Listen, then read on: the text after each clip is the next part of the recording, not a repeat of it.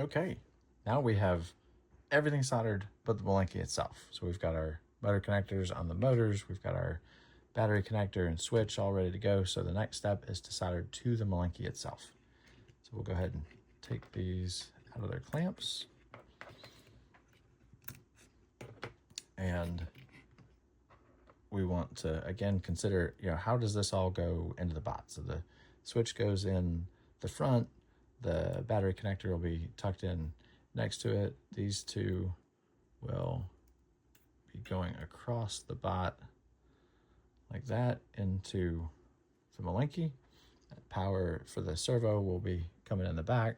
So when we set the Malenki up to solder, we want to make sure that we're setting it so we can have power going in from the battery and switch and power going out from the servo held at the same time, because with these joints, the power plus and power minus, those are completely electrically and therefore thermally connected as well.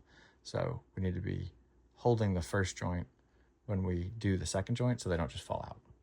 So the way I like to do that with these, again, I really like to do it just with the big old pile of blue tack, but it is the messier way to do it. So we'll use the OverThrow, and by using two of these on slightly different angles, we can get the Malenki held real rigidly so it won't move around on me.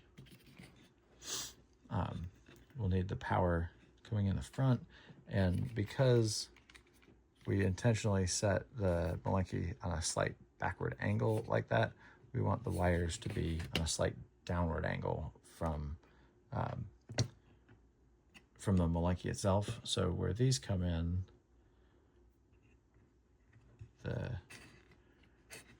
I also like to set these so that the wires in shared rings like this come in again opposite ends, so they're staggered. So I'm using the higher of the two. You could use either of the two pluses and either of the two minuses for black and red respectively, but I find that I have an easier time when they're separated like that on both sides. So with the OverThrow, going to make sure that my insulation is, go ahead and zoom in for you. What I'm trying to do is keep the insulation all the way up against the circuit board, leaving as little exposed wire on that side as possible. And I'm trying to get as much and similar down angle on these wires as I can get. So it is worth the time to get your work holding right, to make the solder joint better, to make them a more reliable bot in the long run. So we're gonna get this propped up so that you can see it.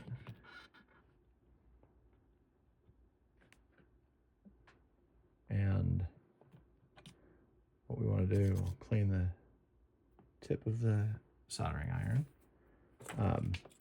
Again, we want to heat the ring, then flow in the solder. We'll take the solder away once we see that enough is flowed in. Then we take the iron away and see that it freezes. So what I'm going to do is get the hook into the ring.